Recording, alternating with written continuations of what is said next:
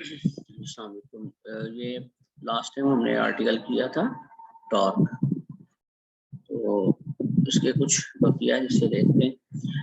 हमने मेजर हिस्सा ये देखा था कि टॉर्क को आर क्रॉस एफ के बराबर हमने साबित कर लिया था।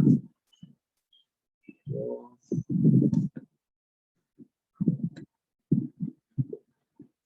आज हम इसका देखते हैं कि कंपोनेंट्स किस तरह डिजाइन किए जाते हैं।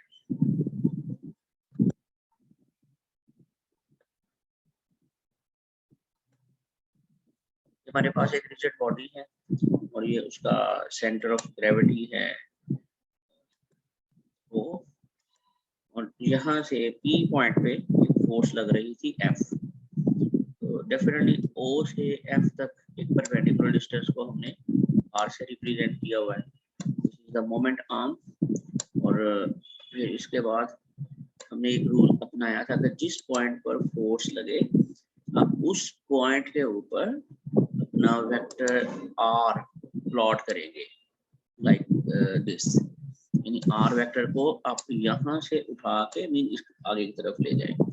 और ये जो फोर्स एफ लग रही है उसको भी आप इस डायरेक्शन में इस तरह रखेंगे कि दोनों की टेल्स जो है दोनों वेक्टर्स की वो कॉमन हो जाए इस पी पॉइंट पर, ये टेल्स कॉमन है। तो इस तरह से ये वेक्टर बना आर और ये वेक्टर बना एफ। अब पहले वेक्टर की तरफ राइट हैंड की उंगलियां करेंगे आर की तरफ और इसे रोटेट करेंगे एफ की तरफ through smaller possible angle theta.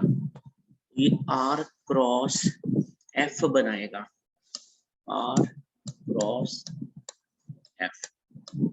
ये जो आर क्रॉस एफ है ये है डेफिनेशन टॉर्क की। ठीक है, जब टॉर्क क्रॉस प्रोडक्ट के साथ डिफाइंड है तो हम जानते हैं कि इसकी डायरेक्शन भी राइट हैंड रूल से लेंगे।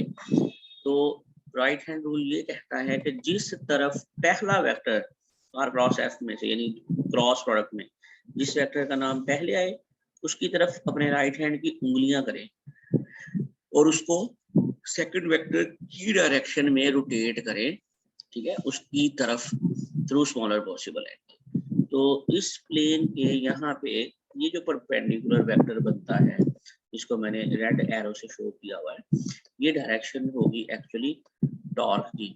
और ये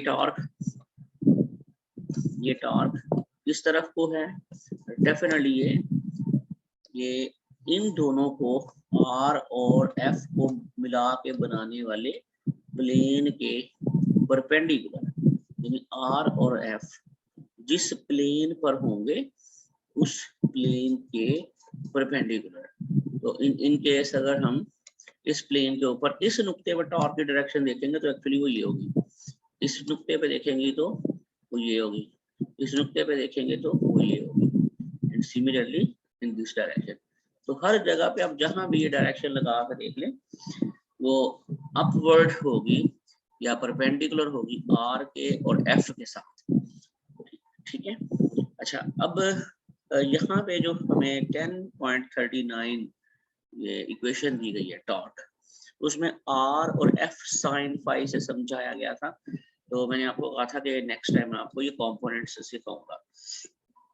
तो चलिए सीखते हैं क्या मेथड है इसका। आप इस डायग्राम पे फोकस करेंगे, ये वाली डायग्राम, ये वाली। तो इसमें बिल्कुल उसी तरह से ये ओरिजिन है या सेंटर ऑफ ग्रेविटी है उस बॉडी की जहाँ से हम अपनी कैलकुलेशंस स्टार्ट करते हैं। ठीक है, और देखिएगा ये है आर वेक्टर, यानी आर वेक्टर का मतलब है जिस पॉइंट पर फोर्स लगे उस पॉइंट का पोजीशन वेक्टर।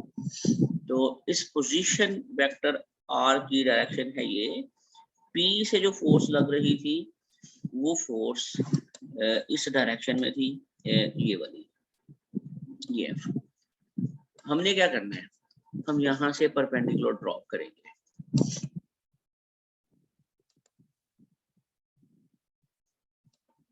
तो यहाँ से परपेंडिकुलर ड्रॉप करेंगे इस सेंस में, जैसे हम आम अंदाज में रेजोल्यूशन ऑफ ए वेक्टर देखते हैं।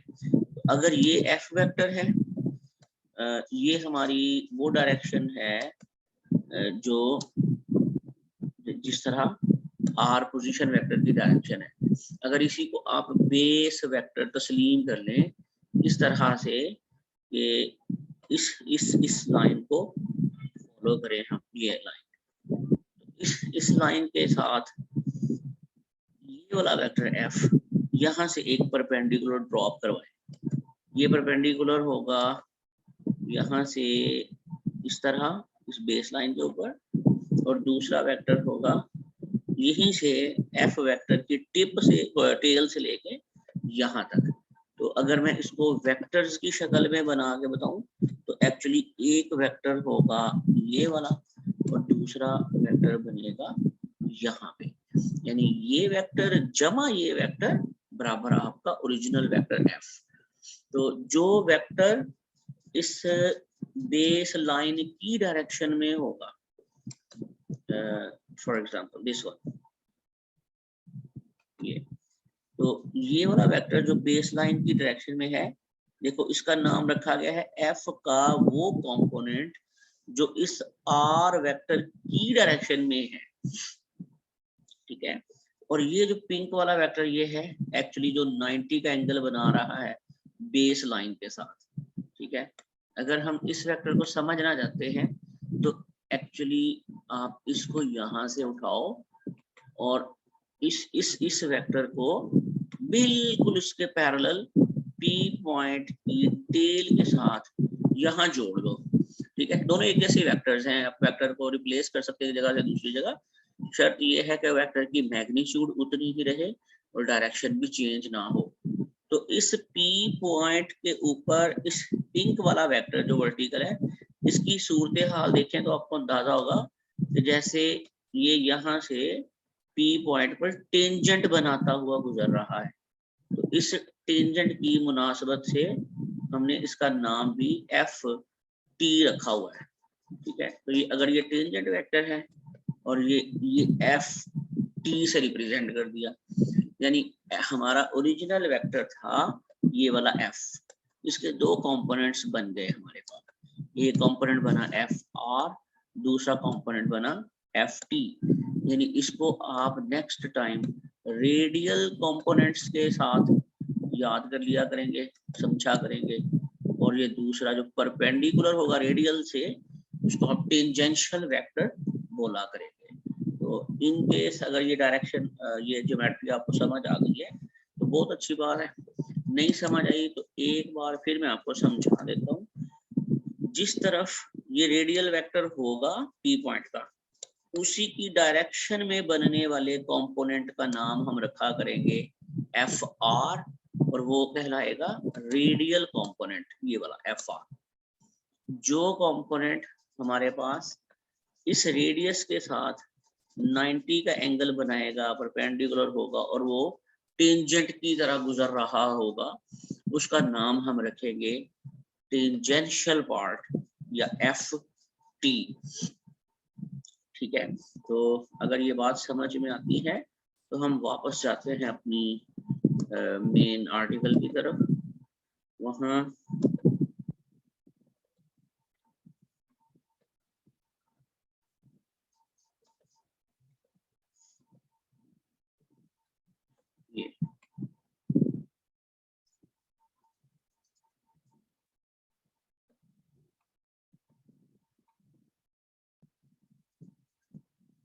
जी इस फिगर में देखते हैं। तो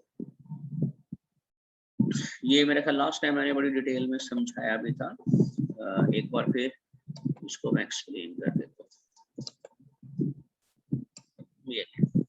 ये है ओ, ठीक है, जिसके अकॉर्डिंग हम कैलकुलेशंस कर रहे हैं सेंटर ऑफ ग्रेविटी है इस बॉडी। ये बी पॉइंट है, यहाँ से एफ फोर्स इस अपवर्ड डायरेक्शन में लगती हुई महसूस हो रही है, ठीक है।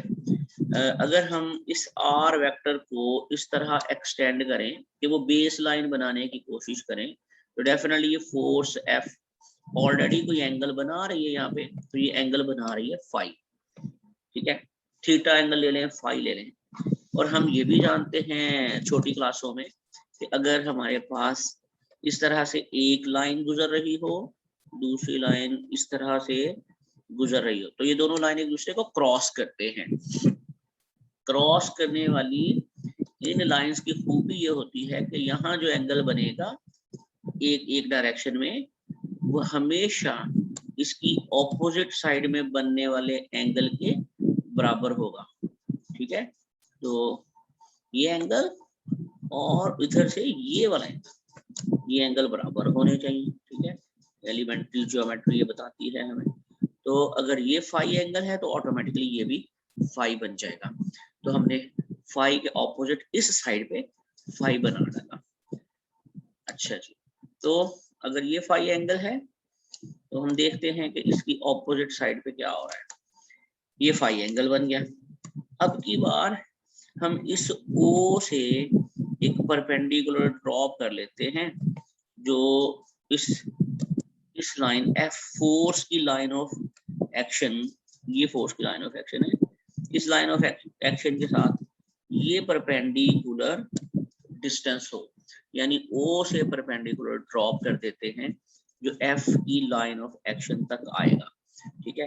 और लास्ट टाइम मैंने आपको ये बताया भी था कि इसको हम बोलते हैं मोमेंट आर्म, ठीक है।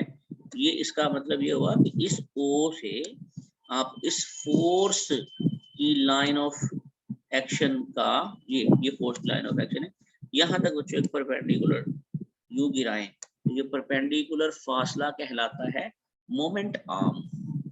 तो ये हमारे पास R और परपेंडिकुलर छोटा सा नीचे लिखा हुआ नजर आ रहा है, ठीक है। तो ये R परपेंडिकुलर मोमेंट आर्म है।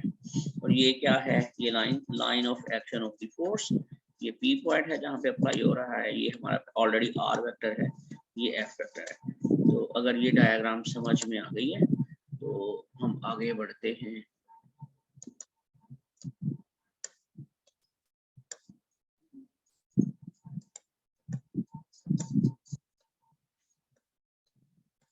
जी, ये तो 1039 जो इक्वेशन थी इसको देख लेते हैं। ये क्या कहती है, R F sin फाई कहाँ से ले आया ये। तो वेरी सिंपल, हमारे पास एक रूल था वेक्टर की रेजोल्यूशन का।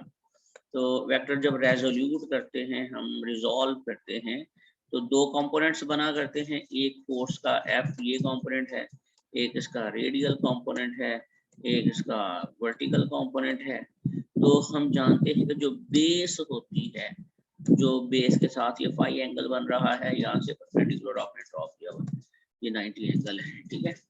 हम जानते हैं एलिमेंट्री ज्योमेट्री से कि बेस हमेशा कॉज में खुलती है, और जो आपका वर्टिकल कंपोनेंट होता है ये हमेशा साइन में खुलता है। अभी देख लेते हैं, अगर ये फोर्स F वेक्टर है और ये एंगल बना रही है फाई, तो इस फाई के हिसाब से ये 90 को मिलाने वाली ये लाइन कहलाएगी बेस, और ये है परपेंडिकुलर दिस वन, ठीक है। तो हम जानते हैं एफ आर बेस है, तो base over height h, this is always equal to cos of theta. जहां पे थीटा हुआ करता था हम थीटा लिखते थे, जहां पे हमारे पास फाई एंगल है हम फाई लिखा करेंगे। Base over height is equal to cos phi. Base है हमारे पास एफ आर, तो f r is the base, f r is base divided by h. What is h?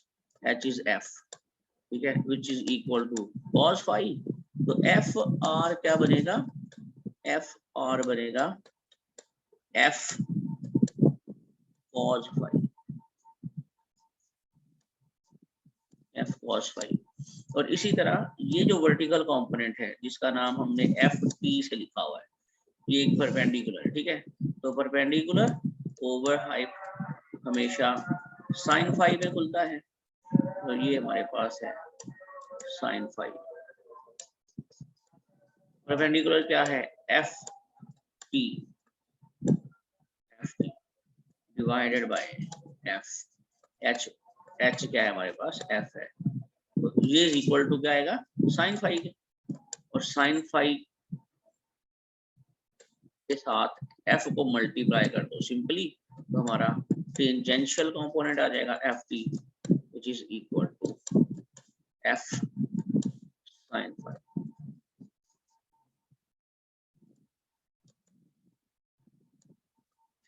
ये भी फाई है।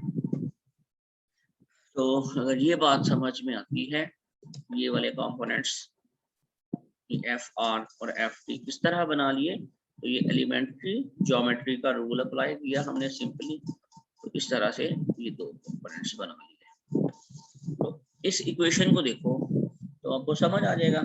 टॉर्क लेने के लिए क्या करना है, एक साइड पे मेरे पास होगा आर और दूसरी साइड पे होगा एफ साइन फाई। तो अंडरस्टूड बात है, किसकी बात हो रही है, ये हो रही है जी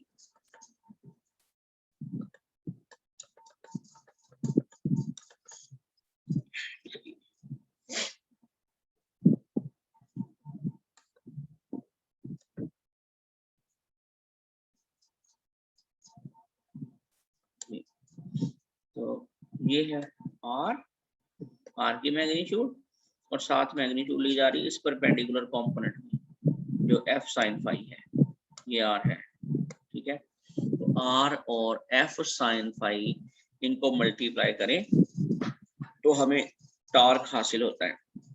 ये वाला टार्क जो आप साइन के साथ ले रहे थे उसके साथ उन्होंने एफ टी लगा दिया कि टेंजेंशियल फोर्स है, और ये जो 1041 इक्वेशन है इसके साथ आर साइन फाई लगा हुआ है। अब आर साइन फाई क्या बना है, आर साइन फाई बिल्कुल उसी मुनासिबत से हम आर वेक्टर के वो रिजॉल्व करेंगे कंपोनेंट्स जिस तरह हमने फोर्स के किए। ये निचली फिगर में यही हमने काम किया। इसमें क्या किया, फोर्स को नहीं छेड़ा हमने और फोर्स को वहीं रहने दिया, उसकी एक लाइन ऑफ एक्शन ले ली, बिल्कुल जिस तरह आर की लाइन को हमने बेस लाइन तस्वर कर लिया था पिछले सवाल में ऐसे।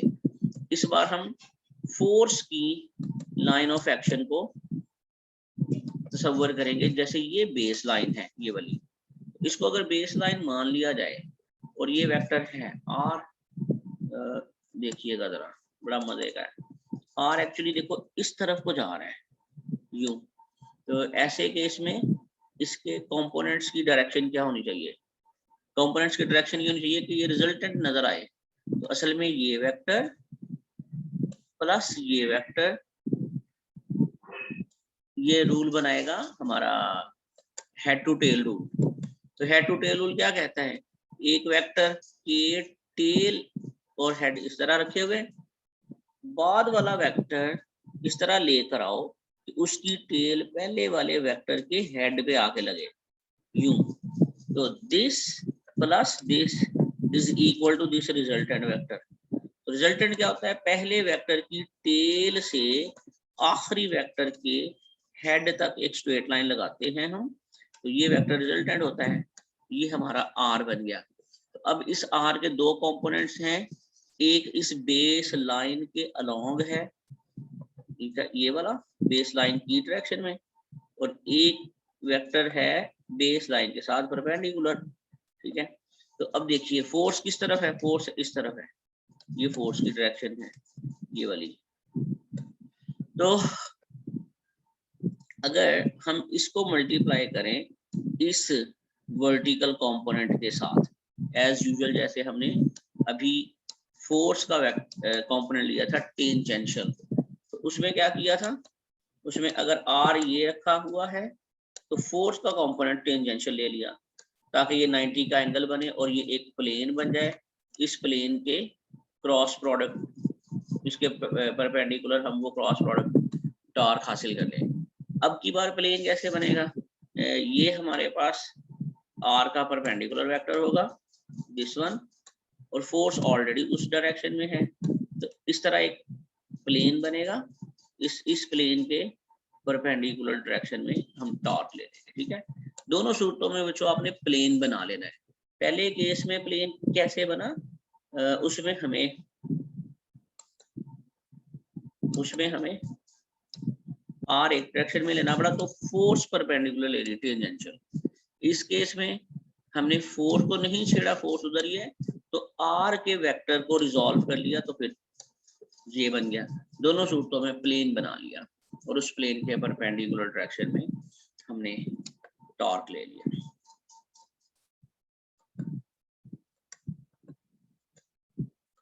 आई होप कि आप लोगों को इसकी समझ आ गई है।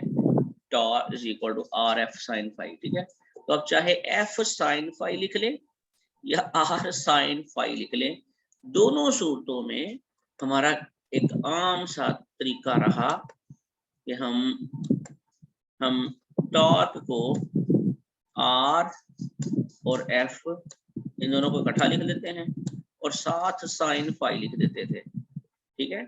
तो ये ज़हन में रखिए कि साइन फाई तो आना ही आना है, वो एफ का साइन फाई है या आर का साइन फाई, इससे हमें फर्क नहीं पड़ता। क्यों? क्योंकि दोनों की definition a b sine phi या साइन थीटा की तरह बनी है। तो हम जानते हैं कि दो वेक्टर आपस में साइन की तरह इस तरह खुले तो हम उन्हें क्रॉस प्रोडक्ट में बदल देते हैं, ठीक है। तो a b sine phi is equal to a cross b, और अगर ऊपर आर क्रॉस आर और एफ साइन फाई हो तो बाय डेफिनेशन हम उन्हें आर क्रॉस एफ लिख सकते हैं। तो ये रहा आर और ये है हमारा एफ, आर क्रॉस एफ। तो यही रीजन थी कि हमने टॉर्क को क्रॉस प्रोडक्ट की शक्ल में लिख दिया था। कंपोनेंट्स बताने रह गए थे, वो मैंने आज बता दिया आपको। तो बाकी इंशाल्लाह आप जैसे रीड करेंगे तो आपको समझ आ जाएगी।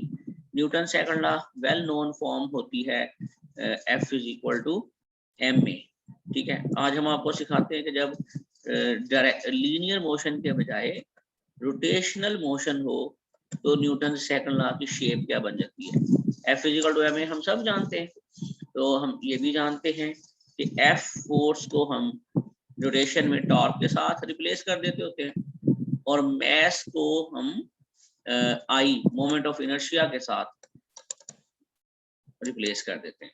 तो एफ की जगह पे टहा लगा हुआ है, एम की जगह पे आई लगा हुआ है, ए की जगह पे देखते हैं क्या लगाना है। तो हम जानते हैं कि what is a is equal to alpha r.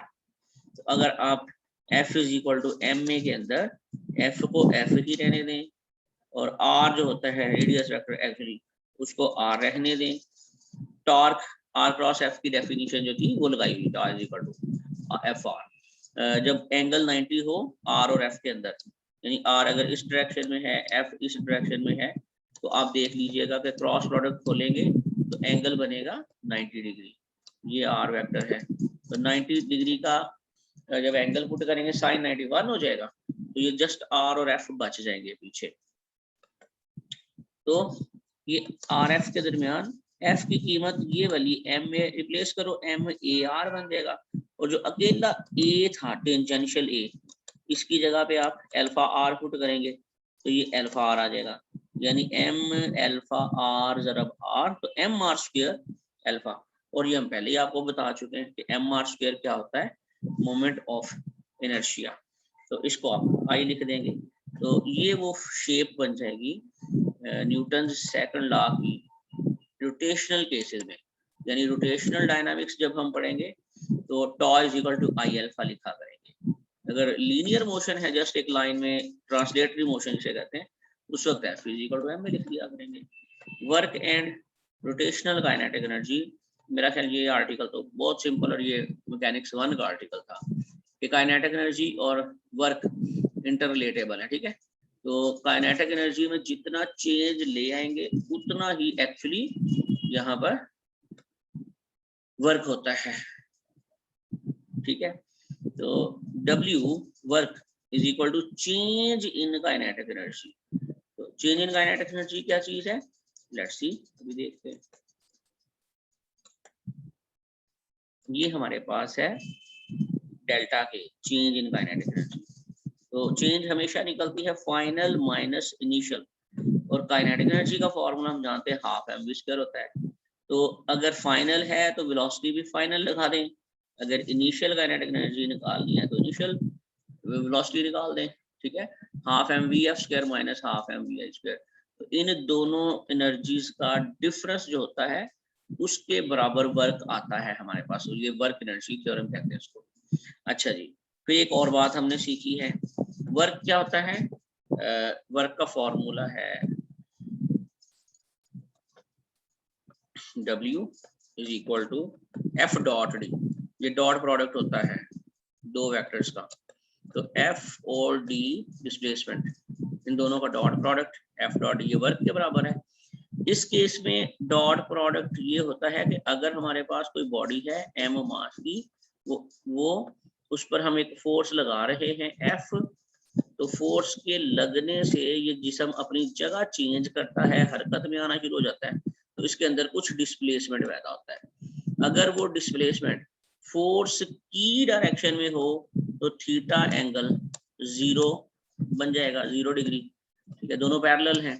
तो एफ डॉट डी जब खोलेंगे तो वो क्या बनेगा, एफ डी कॉस थीटा, और कॉस थीटा की जगह आप 0 पुट करेंगे, कॉस 0 1 होता है, तो ये सिंपली एफ और डी बन जाएगा, ठीक है। तो ये हमारे पास प्रूफ है कि अगर पैरेलल हो एफ और डी, एंगल 0 डिग्री हो, तो फिर वर्क को आप सिंपली एफ डी लिख सकते हैं, एफ और वो डिस्प्लेसमेंट डी, अगर आर डिस्प्लेसमेंट है तो एफ आर, एस डिस्प्लेसमेंट है तो F S and so on, ठीक है। तो बहरहाल यही काम हमने यहाँ कर रखा है। तो अगर कोई बॉडी हमारे पास इस तरह मौजूद हो कि उसका किसी ऑब्जर्वर के लिहाज से डिस्प्लेसमेंट बन रहा हो डी आई या पहली पोजीशन, और कुछ देर के बाद वो बॉडी यहाँ पहुंच जाए या डिस्प्लेस हो जाए, तो उसी ऑब्जर्वर के लिहाज से उसका डिस्प्लेसमेंट बदल जाता है। तो ये अगर उसकी पहली पोजीशन है एक्स आई और बाद वाली पोजीशन हो इसकी ये पोजीशन थी एक्स आई और ये फाइनल पोजीशन हो उसकी एक्स एफ, तो ऑटोमेटिकली बेटे उसकी चेंज इन डिस्प्लेसमेंट क्या होगी, from x i to x f या x f minus x i, ठीक है, ये इसने डिस्प्लेसमेंट कवर किया है। तो जब हम इंटीग्रेशन का फॉर्मूला लगाते हैं एफ डी एक्स, तो यही कहेंगे ना कि इनिशियल एफ एक्स आई पे खड़ा था वो पार्टिकल और कहाँ तक गया, एक्स एफ पोजीशन तक गया, तो ये फाइनल लिमिट एक्स एफ हो गई, ठीक है। तो f is equal to f d x from limits x i to x f, ये टोटल वर्क डन। आप इसे इंटीग्रेट कर दें तो हमारे पास वही वापस एफ डी आ जाएगा टोटल। फिर हम जानते हैं कि रेट ऑफ डूइंग वर्क, काम करने की शरह को पावर कहते हैं। तो रेट ऑफ चेंज का मतलब होता है derivative, rate of change of डब्ल्यू विद रिस्पेक्ट टू टाइम। तो डब्ल्यू यहाँ से उठा लो एफ डी, ठीक है। तो एफ डी अगर इस फॉर्मूले में हम पुट करेंगे तो ऐसे लगेगा कि एफ डी और डिवाइडेड बाय बटे में क्या है टाइम टी, ठीक है। तो डिस्प्लेसमेंट बटे टाइम, इसको तो हम सब जानते हैं वेलोसिटी लिख देते हैं, ठीक है। लिहाजा टी जो होती है पावर, वो फोर्स जरा वेलोसिटी ऐसे भी लिखा जा सकता है। तो ये बड़ा फेमस फॉर्मूला है पावर का एफ वी, आप इसको ऐसे ही याद कर लें, ठीक है। अच्छा, अगर आपको ये वाली चीज समझ आती है, ट्रांसलेशनल मोशन में या लीनियर मोशन में एक पार्टिकल होता है जो यहाँ से इधर को मूव करने लग जाता है, तो ये वाले फॉर्मूले लगते हैं। अगर वो पार्टिकल रोटेट कर रहा होता, ठीक है, रोटेशनल मोशन में होता, तो हम क्या करते हैं, इस सेंट्रल पॉइंट से ओ से इसका रेडियस वेक्टर ये बनाते हैं आप, और वो इस तरह रोटेट करने लग गया है, ठीक है। तो इसके सारे पैरामीटर्स को कैसे सॉल्व करेंगे, तो कह रहे हैं जी आप यही वाले फॉर्मूले इस्तेमाल कर सकते हैं। इस तरह ये देख लें, बिल्कुल रोटेशनल मोशन के लिए काइनेटिक एनर्जी में चेंज कैसे आएगी, वहां हाफ एम वी स्क्वायर हुआ करता था। तो मेरा ख्याल है आप सब जानते हैं कि काइनेटिक एनर्जी अभी लास्ट लेक्चर में सिखाई थी, K is equal to 1/2 iota omega square के बराबर थी, ठीक है। तो ये kinetic energy half I omega square आप इसके अंदर पुट कर दो, ये के एफ है तो के एफ लगा, ओमेगा एफ लगा दो, अगर के आई निकालना चाहते हैं तो फिर ओमेगा आई निकाल दो। उसी तरह चेंज आ गई, ये वर्क आ गया, वर्क बराबर वहां पे एफ डी के बराबर था वर्क। यहाँ पे देख लो फोर्स हमेशा रिप्लेस होती है टॉ के साथ, और डिस्प्लेसमेंट रिप्लेस होता है एंगुलर डिस्प्लेसमेंट के साथ, डेल्टा ओमेगा, इस तरह से। ठीक है, तो अगर आप इसको सॉल्व करोगे तो हमें वर्क हासिल होगा। वहां पोजीशन एक्स आई से बदल के एक्स एफ तक हुई थी। यहाँ रोटेशनल केस में एक पार्टिकल किसी ओरिजिन के लिहाज से इनिशियल पोजीशन या इनिशियल एंगुलर डिस्प्लेसमेंट थीटा आई पे होता है, और कुछ देर के बाद जब किसी जगह पे पहुंचता है इस रोटेशनल मोशन में, तो उसका कुछ एंगल चेंज हुआ होता है, तो ये फाइनल एंगल थीटा एफ हम बना लेते हैं। बात वही है, इसने ये फासला ही तय करना होता है, बस वहां वो फासला स्ट्रेट होता है तो हम डिस्प्लेसमेंट कैलकुलेट कर लेते हैं।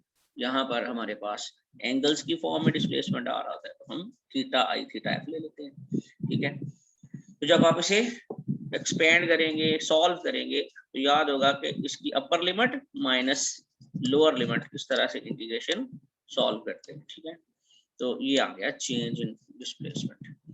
और वर्क जो भी आप निकालो यहाँ पे, उस वर्क का रेट ऑफ चेंज लेंगे तो पावर आ जाएगी, बिल्कुल लास्ट फार्मूला जो अभी हमने पढ़ा था। तो जो फार्मूले हमने लीनियर मोशन के लिए पढ़े, सारे के सारे रोटेशनल मोशन में एक्सेप्टेबल हैं। तो ये वाला टेबल उसी का एक 10.3 का उसी की एक्सटेंशन है। देखते हैं, तो ये मैंने तकरीबन इस तरह की बातें आपको पहले समझा दी थी।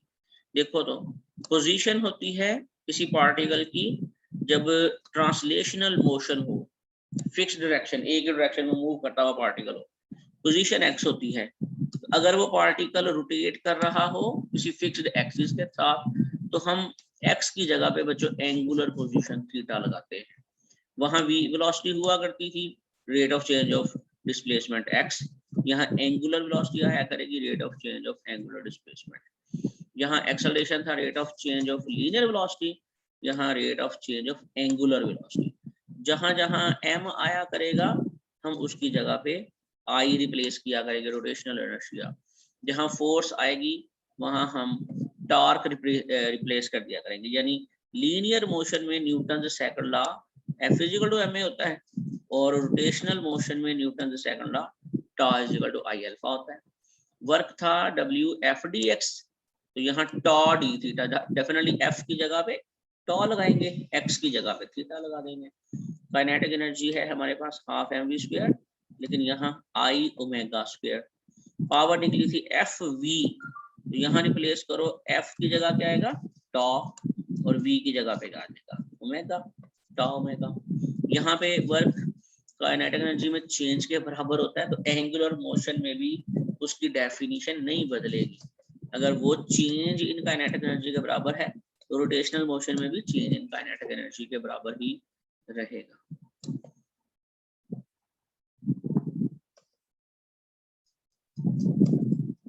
अच्छा, बाकी ये चीजें मेरा ख्याल आप बड़े आराम से कर सकते हैं।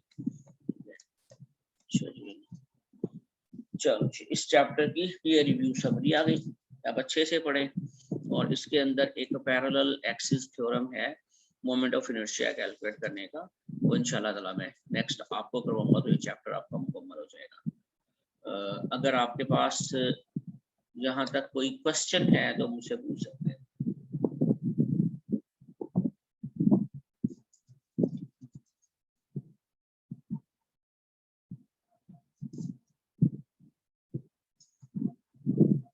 स्टूडेंट्स, यहाँ तक कोई क्वेश्चन है तो पूछ सकते हैं।